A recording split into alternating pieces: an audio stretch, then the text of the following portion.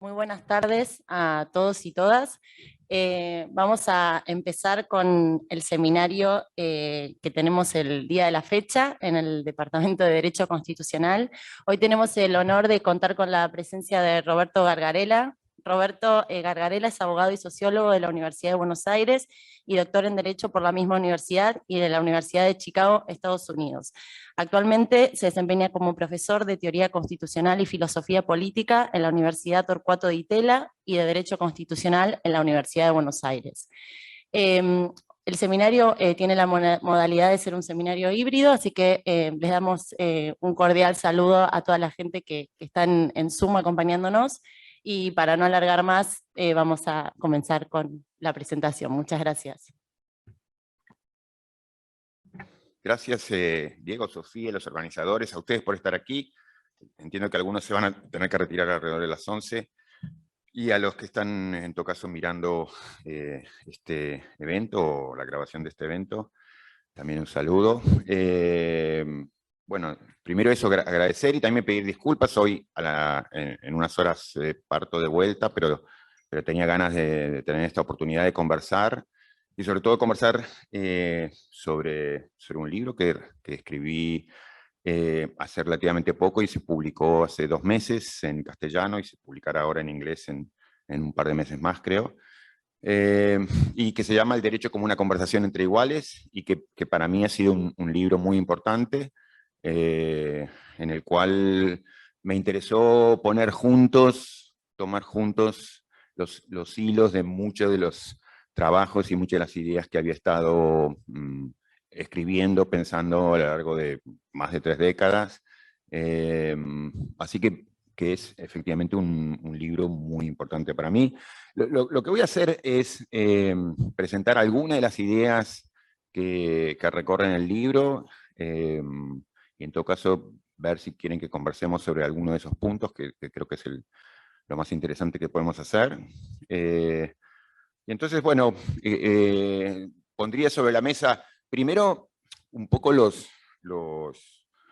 puntos que tienen que ver con un enfoque que es en parte escéptico, crítico, sobre cómo ha venido funcionando el constitucionalismo en nuestros países. Pienso en países occidentales, que normalmente el libro lo he escrito pensando en el constitucionalismo americano, en mayúscula, digamos, pensando tanto el caso de los Estados Unidos como de la mayoría de los países de América Latina, pero creo que muchos de los temas centrales que tienen que ver con judicial review, interpretación constitucional, sistema de checks and balances, son temas comunes a todos, digamos, aún a muchos países aquí. O sea que creo que hay espacio para que podamos hablar cruzadamente, interregionalmente, más allá de luego las distinciones y especificidades que podamos hacer sobre casos concretos. Presento entonces primero eso, algunas de las líneas de crítica general. Luego, si quieren, resumo muy brevemente lo que es un poco mi ideal regulativo, el ideal normativo de la conversación entre iguales. Y bueno, y cierro con algunos comentarios más específicos. Una idea importante que inaugura el libro es por lo menos importante para mí, es la idea de la disonancia, lo que yo llamo la disonancia democrática. Y la disonancia refiere a un hecho para mí notable y relevante para pensar los alcances y límites, los problemas de nuestro constitucionalismo, y es que muchas de nuestras constituciones, insisto, pienso especialmente en el continente americano, pero creo que se puede extender más allá, pero pensando sobre todo en esa base, creo que esas constituciones fueron escritas en el siglo XVIII en Estados Unidos, en el siglo XIX en América Latina, en un momento, diría, dominado por lo que yo llamaría la desconfianza democrática. Y no hago ni una teoría conspirativa de ello, ni una acusación, sino una descripción de cómo es que la élite pensaba en un momento. eso es reforzado por el hecho de que, bueno, que buena parte de la población en los hechos estaba excluida porque no se les permitía participar, digamos, en política, porque estaban excluidos ya sea por lectura, escritura, ya sea por razones económicas, no tenían la posibilidad por discriminación, como en el caso de las mujeres, digamos, de las minorías étnicas, digamos, los grupos indígenas, obviamente. Pero bueno, en los hechos lo que ocurría es que eso implicaba que una buena parte de la población estaba excluida por el derecho y en los hechos.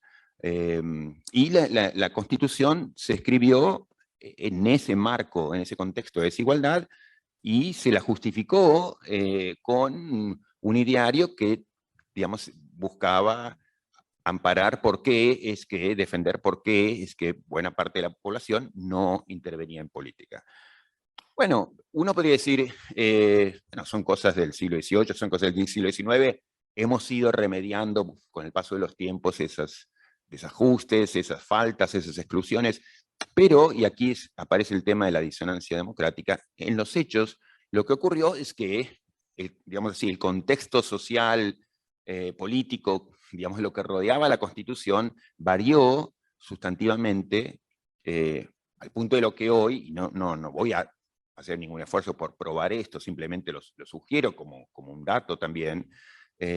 Hoy yo diría, así como algunos hablan del hecho del pluralismo, el hecho, digamos, del desacuerdo, yo hablaría del hecho democrático, el hecho de que hay un sentimiento compartido de empoderamiento. De empoderamiento en el sentido de que criticamos a nuestras autoridades regularmente, nos manifestamos, protestamos, desacordamos con ellas, y sentimos eso, digamos, las autoridades en buena medida nos tienen que responder, tienen que dar cuenta frente a nosotros y nos quejamos cuando eso no ocurre. Bueno, ahí aparece el tema de la disonancia, que es que las constituciones se escribieron en ese momento de la exclusión y a partir de una concepciones teóricas y justificatorias, digamos, de por qué se hacían documentos para la exclusión o que se montaban sobre la exclusión. Ese contexto cambió radicalmente porque hoy lo que predomina, lo que tiende a predominar, diría yo, es el empoderamiento democrático, la demanda democrática, el compromiso democrático ciudadano, y el traje constitucional quedó igual. Y ahí está digamos, como ese primer hecho de arranque, ¿no? Que es el traje constitucional quedó esencialmente intacto, digamos, a lo largo de cientos de años. Eso tendrá que ver con otras cosas que he escrito y que me interesará decir más adelante, y es que si ha habido cambios, ajustes en ese traje constitucional, eso ha tenido que ver, en el mejor de los casos, en una expansión, digamos, de la lista de derechos, pero en lo que hace a la parte orgánica, en lo que hace a lo que yo llamaba la sala de máquinas, eso se ha mantenido básicamente intacto, idéntico a sí mismo, como diría, digamos, Adam Przeworski, en 200 años de constitucionalismo, nuestra imaginación constitucional, nuestra imaginación en términos de diseño institucional se ha demostrado muy corta, digamos, no hemos tenido innovaciones, o sea, ¿qué es lo que hemos innovado? El ombudsman, el Consejo de la Magistratura, digamos, el entramado constitucional sigue siendo básicamente el mismo, aun cuando ese contexto, digamos, en cuanto a las aspiraciones, demandas, quejas democráticas, ha variado extraordinariamente. Y algo más, y es que no se trata simplemente de que, bueno, había en ese momento fundacional, tanto en Estados Unidos como en América Latina, como en otros ámbitos, digamos, una retórica de desconfianza democrática, sino que fueron, digamos, porque si fuera una cuestión de retórica, uno puede decir, bueno, sí, digamos, lo propio del siglo XVIII, XIX, pero ya han cambiado las cosas. No, lo cierto es que, digamos, esa retórica de desconfianza democrática quedó incrustada en instituciones. Como lo diré ahora, y haré algunos puntos sobre ello, digamos, se trató de una retórica que quedó trasladada y plasmada en instituciones. En buena medida, todo lo que explica la lógica de cada una de las pequeñas partes de la Constitución, según diré, respondían a esa lógica. O sea que, entonces, cuando uno insiste, como me interesa insistir a mí, que el traje constitucional que quedó tan estrecho, permaneció idéntico a sí mismo, cuando todo había cambiado, la sociedad había cambiado, digamos, las expectativas habían cambiado, las demandas habían cambiado, las necesidades habían cambiado, esa permanencia dice algo que es preocupante porque es un traje constitucional pensado y modelado, digamos, de acuerdo a esa concepción de hostilidad democrática o de desconfianza democrática. Ejemplifico eso con algunos puntos que son relevantes para el libro y para lo que he escrito a lo largo del tiempo. Digamos, presupuestos en cuanto a la, digamos, para decirlo ambiciosamente, la racionalidad. Digamos, yo creo que el punto de partida común fue un punto de partida también alimentado por la filosofía política de la época, y pienso en Hume, como en Locke, digamos, y era la idea de que digamos, las mayorías tendían a dejarse llevar por pasiones o por digamos, el autointerés, y digamos, esas pasiones enceguecían y hacían que tendía a actuar de manera irracional, ¿no? Entonces, digamos, la asamblea, lo colectivo, digamos, las reuniones multitudinarias que se expresaban, en todo caso en el Parlamento, eran vistas como una fuente muy posible de irracionalidad. O sea, por tanto, el sistema institucional viene a diseñarse pensando en ese problema, digamos, en cómo hacer para curar lo que viene naturalmente, que tiene que ver con egoísmo, como diría enseguida, y con esa tendencia a la irracionalidad. Irracionalidad que tenía que ver con, o que se asumía con una falta de formación y también con el funcionamiento esperable de los ámbitos colectivos. Por eso la irracionalidad, o sea, no es que había algo simplemente elitista, que también lo había, sino que había un punto de cómo se pensaba la dinámica social, y entonces los cuerpos multitudinarios tendían a dejarse llevar por pasiones y tendían, digamos, los grupos mayoritarios a ser seducidos por los demagogos, etc. Y por eso en ámbitos amplios, como los que son propios de un congreso, un parlamento, digamos, eso era más propenso, ¿no? Por eso, por ejemplo, la irracionalidad que se va a ver como característica, sobre todo de la cámara baja, se la va a tratar de compensar con la cámara alta, que por su número y por la mayor edad o los requisitos económicos que se les pedía a los senadores, eso iba a ayudar a serenar, digamos, y dotar de racionalidad a un cuerpo que si no tendía a dejarse llevar por el egoísmo o la irracionalidad o la pasión. O sea que ese tipo de presupuesto sobre la racionalidad individual y colectiva, yo creo que explica mucho de lo que se hizo y se dejó hacer en términos de las ramas políticas. Ahora, sobre la rama judicial, yo creo que también de la misma manera, el mismo tipo de razonamiento ayuda a entender, digamos, la lógica con la que se organizó y se pensó la cuestión judicial. Y eso tiene que ver con una idea de la imparcialidad que también, hay 200.000 fuentes que simplemente ayudan a apoyar lo que digo, empezando por los debates constituyentes en la Convención Norteamericana o los papeles del federalista, o las discusiones que uno encontraba en la mayoría de las convenciones que, al menos que yo recorrí, constitucionales en la historia latinoamericana, que es la idea de la imparcialidad, la idea de la justicia, la idea de la verdad, que son conceptos que aparecían vinculados entre sí, eran asociados, la posibilidad de alcanzar la imparcialidad con la reflexión individual, aislada, de uno o de unos pocos bien preparados, ¿no? Entonces, digamos, así como la irracionalidad era digamos así, una característica esperable de los cuerpos colectivos, pero no solo simplemente porque la gente fuera tonta, sino porque la dinámica de los grupos, y sobre todo la dinámica de grupos compuestos por personas, digamos, menos preparadas, digamos, tendía a hacer que predominasen, digamos, ese tipo de rasgos. Bueno, la contracara de eso era que, digamos, la imparcialidad era asociada con eso, con la reflexión individual, aislada, etc. Cuando Madison habla, por ejemplo, Federalista 49, sobre la organización judicial, da ese como dato clave, y como le dice a los lectores que estaban ahí, digamos, atentos a por qué se justificaba cada parte de lo que se estaba haciendo en términos constitucionales, básicamente dice, tranquilos, porque el Poder Judicial, tanto por la naturaleza de sus miembros, por los modos que son elegidos, tenderá a no participar de las disposiciones y ambiciones propias del pueblo común, digamos, ¿no? Entonces era la idea esta de no va a participar de las simpatías del ciudadano común. ¿Por qué? Porque van a estar aislados, porque van a formar parte de un sector social diferente, porque no va a haber grandes controles sobre ellos, porque no van a estar sujetos, digamos, no van a estar con la necesidad, los incentivos institucionales para mirar, digamos, qué es lo que está esperando la ciudadanía. Entonces, respondía a esta lógica, la idea de el aislamiento, la reflexión aislada de personas bien preparadas era lo mejor que se podía hacer institucionalmente para favorecer la toma de decisiones más imparciales, más justas.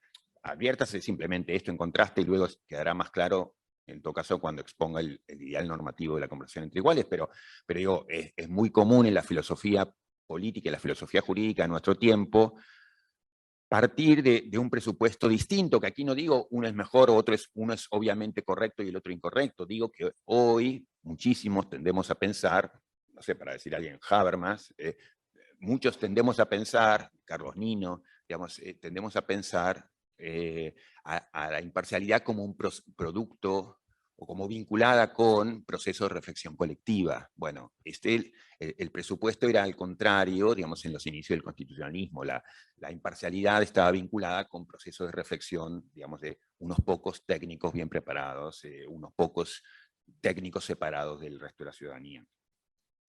Entonces, dije algo sobre racionalidad y las ramas políticas, sobre imparcialidad y cómo se moldea la rama judicial. Querría decir algo también sobre algo que ya anuncié, que es sobre el tema de las motivaciones, tema importantísimo también.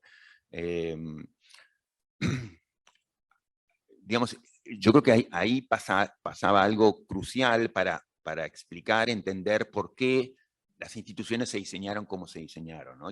Yo creo que bajo una idea muy importante, una idea madisoniana para mí muy central y que yo respaldaría, y es lo que Madison decía en el Federalista 51, digamos, todo lo que podemos hacer en términos institucionales es muy poco, pero es lo único que podemos hacer para tratar de evitar ciertos males, ciertas desgracias que están aquí a nuestro alrededor. Él pensaba sobre todo en el mal de las facciones, pero bueno, o sea, es poco lo que podemos hacer, pero hagamos lo mejor posible. ¿Y qué es lo mejor que podemos hacer?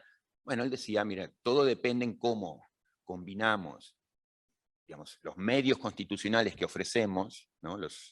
Con las motivaciones personales esperables, ¿no? Entonces, hay que atar el medio con el motivo, ¿no? Y eso yo creo que es la idea clave, el consejo institucional clave que da Madison en términos de diseño institucional.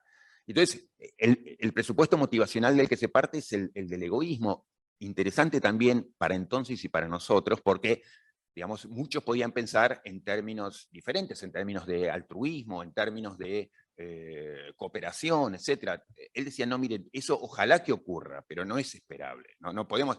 Entonces él permanentemente acusaba a muchos de sus críticos y aún amigos como a Jefferson, que venían representando una visión distinta de la política, del constitucionalismo, más vinculada con lo que hoy llamaríamos las concepciones republicanas, y que Madison los señalaba con el dedo para decir, bueno, ustedes piensan que digamos, los cargos públicos van a ser ocupados esperablemente por ángeles, y no, digamos, tenemos que pensar el sistema institucional como si estuviera ocupado por demonios. Esa es la motivación esperable, digamos, si fueran ángeles, digamos, las instituciones no nos importarían, digamos, ¿para qué queremos instituciones? Como es esperable que sean demonios, entonces tenemos que usar el sistema institucional para prepararnos frente a esa previsible desgracia, ¿no? Entonces, la pregunta es, ¿qué podemos hacer frente a ese hecho? Pero bueno, entonces, la motivación esperable era el combustible del sistema constitucional, era el egoísmo.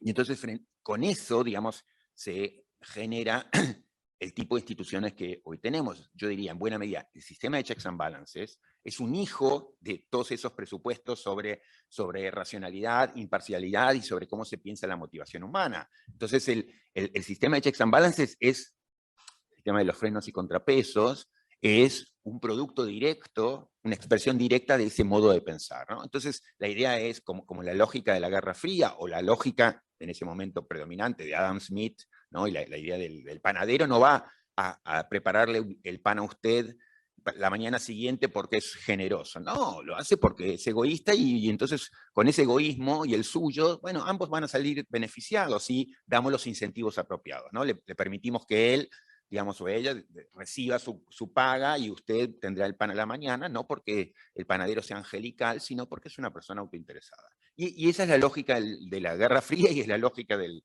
checks and balances, que es el sistema va a ganar en controles, no porque sean generosos y piensen en el país, y ojalá pase eso, pero no es lo esperable. Entonces lo que tenemos que hacer es darles a cada uno los incentivos apropiados. ¿Cuáles? Bueno, digamos en términos metafóricos, es darle un arma, una pistola a cada uno, no, a cada una de las ramas de poder, y permitir que se amenacen mutuamente. Entonces, esperablemente, como todos tienen un poder de amenaza equivalente, bueno, van a cooperar, no porque sean generosos, sino porque se tienen miedo mutuo y respeto por eso. Entonces, el sistema de checks and balances es eso. Entonces, le doy el veto al presidente, le doy al Congreso poderes de insistencia, de juicio político, al Poder Judicial poderes de invalidación. Bueno, todos tienen un modo de amenazar al otro y entonces la cooperación puede llegar a inducirse a partir de este temor mutuo, ¿no? La amenaza mutua de los distintos grupos. Eso va pegado con, o sea, y dentro de esa lógica de los checks and balances, sobre cómo se pensaron los controles. Y aquí también hay otro punto que para mí es importante y que en el libro es muy importante, que es los controles se pensaron fundamentalmente en términos de lo que yo llamaría, lo que ellos llamaban los controles internos, los controles endógenos, ¿no? Entonces los controles de una rama del poder sobre las otras. Y ese énfasis en el control interno de una rama sobre la otra implicaba un desénfasis, un desenfatizar el valor y el peso que se le iba a dar a los controles externos, a los controles exógenos, a los controles populares. Entonces, la idea es, por supuesto que como pensamos que va a haber abusos, digamos, y necesitamos controles, vamos a llenar, o sea, es clave en el sistema institucional que llenemos al sistema de controles. Pero van a ser controles internos, van a ser controles de una rama sobre la otra. El único control externo que permanece es el voto periódico. Y eso implicó, sobre todo en ese momento fundacional, una opción que requirió dejar de lado o tirar abajo un montón de otros puentes, vínculos existentes o imaginados, muy propios del pensamiento, digamos, de esa época, entre ciudadanos y representantes. Entonces, digo, no quiere decir esto una reivindicación de las herramientas que menciono como si fueran herramientas interesantes, pero había muchos puentes tendidos, insisto, existentes o imaginados o conocidos, entre ciudadanos y representantes.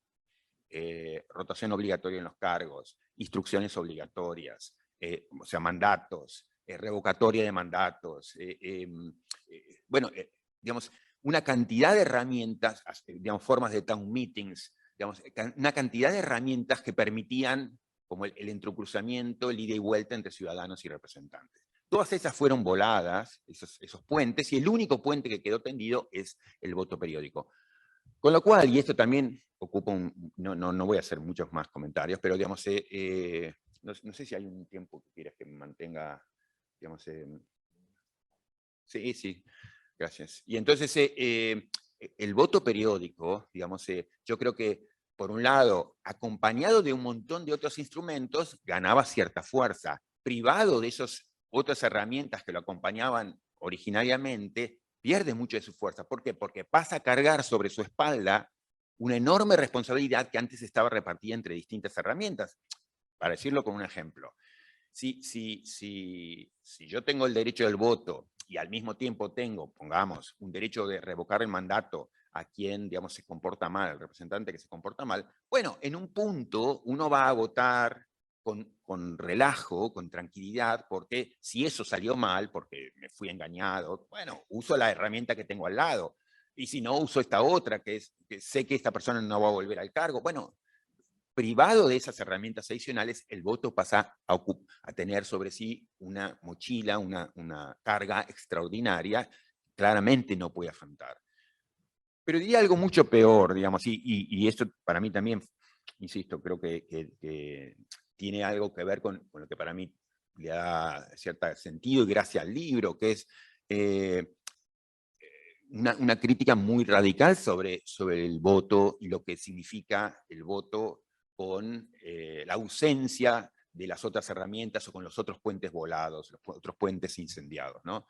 Porque no es simplemente que, como ha quedado esa única herramienta o puente de vínculo entre ciudadanos y representantes, es poco o no nos permite expresar todo lo que querríamos. Yo diría una cosa mucho más fuerte que esa, que es no solo que en términos expresivos es, y lo digo con la carga que tiene el término, paupérrimo, o sea, demasiado pobre, porque, entre otras cosas, el voto no nos da palabras, ¿no? Entonces no podemos expresar un montón de cosas que querríamos expresar en cada ocasión, digamos, y para quien estamos interesados en el diálogo, en la comunicación, en la conversación entre iguales, este es un punto como muy grave, el hecho de que no tenemos herramientas apropiadas institucionalmente para la palabra, para la conversación con nosotros, con nuestros representantes, para la crítica, para poner matices, sino que mucho peor que eso, se da de modo demasiado habitual lo que yo llamaría la extorsión electoral, ¿no?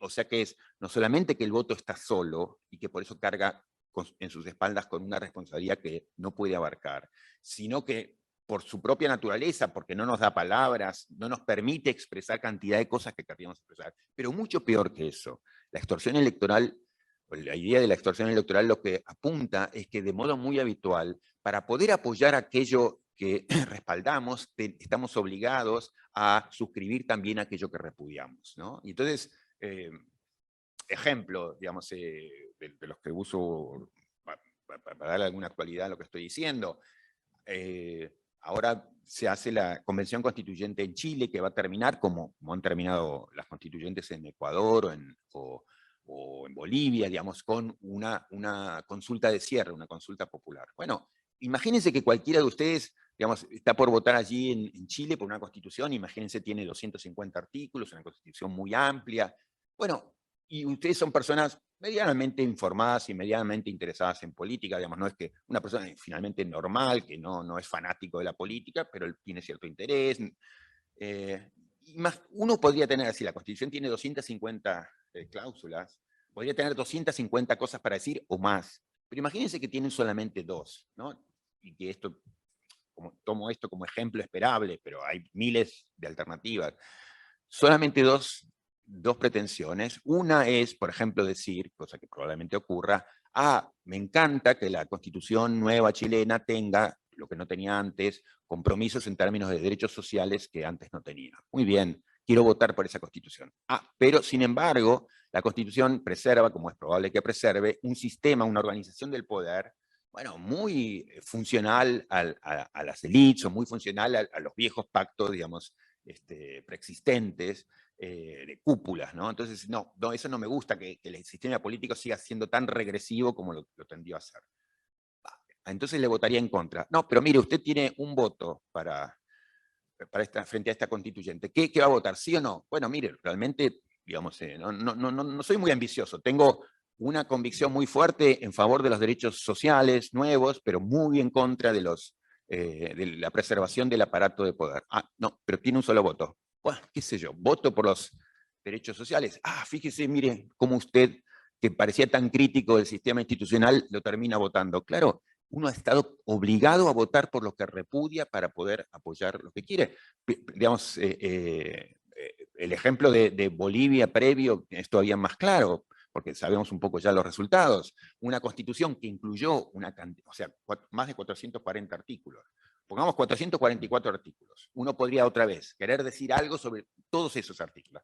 Quiero decir solamente dos cosas. De ningún modo la reelección otra vez a Evo Morales, pónganle, pero absolutamente sí a los derechos indígenas que la Constitución finalmente incluye. No, tiene solamente un voto. Bueno, mire, realmente eso, quiero enfáticamente defender los derechos indígenas, pero de ningún modo quiero apoyar la reelección del presidente otra vez, por tercera vez. No, tiene un solo voto. Voto por los derechos indígenas. Y usted que era tan crítico de la Constitución, fíjese que termina votando a favor de... Y es eso, en ese sentido, digamos, de modo muy habitual, el voto nos pone en esa situación, el acuerdo de paz en Colombia, digamos, de miles de situaciones, nos pone en la obligación de votar a favor de lo que repudiamos para poder impulsar aquello que defendemos, ¿no? Entonces, la situación en términos de expresión, en términos de poner matices, en términos de conversación, es paupérrima por los instrumentos que nos han dejado. Bueno, digamos, eso se reproduce también en cómo se pensó el sistema de la representación, que también podría decir algo al respecto, pero me quedo con eso. Digo algo sobre el ideal normativo de la conversación entre iguales, digamos.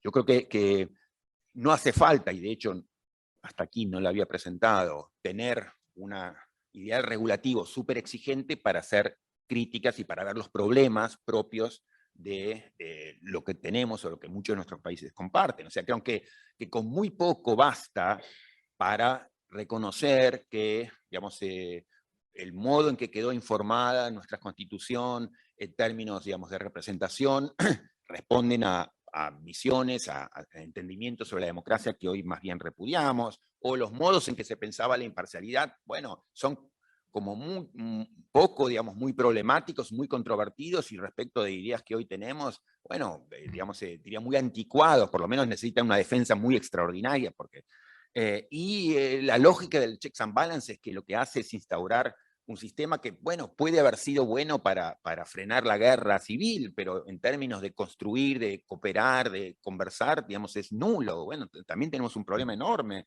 Y la ausencia de controles ciudadanos por una opción, no por, digamos, no por un desarrollo patológico del sistema institucional, sino por una opción, una decisión, es muy problemático, es muy controversial, es muy difícil de defender, pero es lo que... Entonces, no necesité hasta ahora articular una gran defensa demandante de la democracia para criticarlo. Pero como me interesa pensar en alternativas, etcétera, articulo el modo en que a mí me interesa pensar la democracia, pero insisto, quiero subrayar eso, que es la crítica a lo que tenemos puede hacerse con independencia de el contar, de partir de una concepción muy exigente en términos democráticos. Pero bueno, presento el modo en que a mí me interesa pensar la concepción, digamos, la idea de democracia, que está muy en línea con cosas que yo tantos hemos aprendido a lo largo de estos años, estudiando a cuestiones como la democracia deliberativa, las formas dialógicas, lo que hoy el constitucionalismo llama el constitucionalismo dialógico, etc.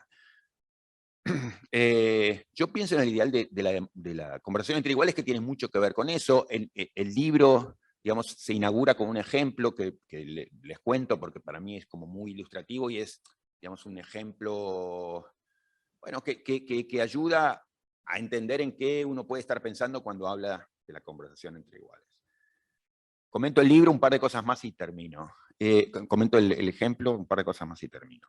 El ejemplo, digamos, con que arranca el libro es el ejemplo de los inmigrantes, un grupo de inmigrantes llegando en barco a una tierra prometida. Digamos, un ejemplo para mí fácil, siendo argentino y siendo que toda mi familia, todos mis padres, todos son italianos, digamos, en una situación muy común, digamos, de, bueno, llegada a la nueva tierra, a la tierra prometida, trabajar la tierra, barco.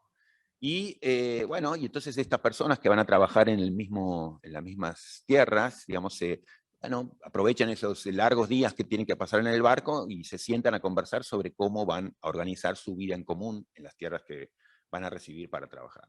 Bueno, y entonces se establecen algunas reglas básicas sobre, bueno, se va a labrar la tierra, no vamos a repartir de modo tal o cual los frutos de lo que trabajemos, algunos van a trabajar digamos, en la cocina, otros van a estar trabajando la tierra, bueno, muy bien. Y luego escriben 3 o 4 reglas, ¿no? Y son reglas productos de la conversación entre personas que, bueno, no necesitan ser amigos y tener un gran sentido de comunidad, pero, digamos, pueden serlo o no. Pero es esto, tenemos un horizonte común y podemos fijar reglas en común. Luego, digamos, llegan a la práctica real y, bueno, y se encuentran, no sé, digamos, que, digamos, una persona por razones religiosas dice, no, miren, yo sé que se ha decidido en las reglas iniciales, digamos, descansar el domingo, pero yo por razones religiosas preferiría descansar el sábado, qué gran problema. Bueno, las personas, no digo que haya un resultado obvio de lo que se diga allí, pero esperablemente, sobre todo si se conocen, pero bueno, María, digamos, no sabíamos que tú, digamos, descansas los sábados por cuestiones religiosas. Sí, claro, qué problema, digamos, enmendamos esto, o cosas por el estilo, digamos. las reglas pueden ser escritas horizontalmente entre todos los que van a participar en esa empresa compartida y pueden ser repensadas y reconstruidas o reformadas o modificadas o matizadas en la conversación. Y no se necesita allí, salvo que la comunidad se extienda mucho, tener un cuerpo especial que se ocupe de ese tipo de conflictos. Tal vez sí, más adelante, cuando seamos más. Y tampoco es que, y esto es interesante para pensar interpretación constitucional, no es que, cuando María cuestiona o pregunta sobre cómo hacer, dado que tiene esta cuestión de que ella descansa los sábados, o que no trabaja los sábados, no es que para resolver ese conflicto es una manera apropiada de repensar el conflicto. Bueno, pero ¿qué queríamos decir? ¿Qué quiere decir realmente la palabra domingo? ¿Qué quiere decir la palabra descanso? A ver, busquemos un diccionario y pensemos, pero no, recuerda el debate que tuvimos en ese momento, y sería como absurdo que es, no, mira, nos conocemos, claro, las reglas no están hechas para aprisionarnos, sino para poder convivir del mejor modo posible y las acomodamos. O sea, yo creo que es un ejemplo luminoso, o que puede ser iluminador, para pensar cuestiones básicas de organización constitucional. También para pensar cuestiones básicas sobre derechos. Los derechos son y merecen ser vistos como un producto de una conversación colectiva, y la idea tan instalada, tan propia del constitucionalismo contemporáneo, aún si no particularmente en el ámbito hispanoamericano, marcado por eminencias del derecho que han hecho un servicio extraordinario del derecho, como Ferraioli, como tantos otros, que bueno, no, las cuestiones de derechos son demasiado importantes, así que merecen estar reservadas a una esfera distinta, separada, que no tiene nada que ver con la democracia. No, no diría, no, por el contrario, los derechos son las cosas que más nos importan y por eso mismo, tienen que ver con nuestros compromisos más básicos y cómo no vamos a estar nosotros comprometidos y pensando en permanentemente y cada vez que lo necesitemos sobre eso, como cómo organizar esos derechos básicos. Si no nos corresponde a nosotros, ¿a quién le va a corresponder? ¿De qué modos podemos justificar que no seamos nosotros mismos los que nos hagamos cargo de cuáles son esos derechos, o lo que usted quiere llamar derechos, y cómo entenderlos y cómo resolverlos y cómo atenderlos en caso de conflicto? ¿Cómo va a ser concebible que eso le corresponde a una entidad que yo no controlo y que no tiene nada que ver conmigo porque es demasiado importante? Es inconcebible en esos términos.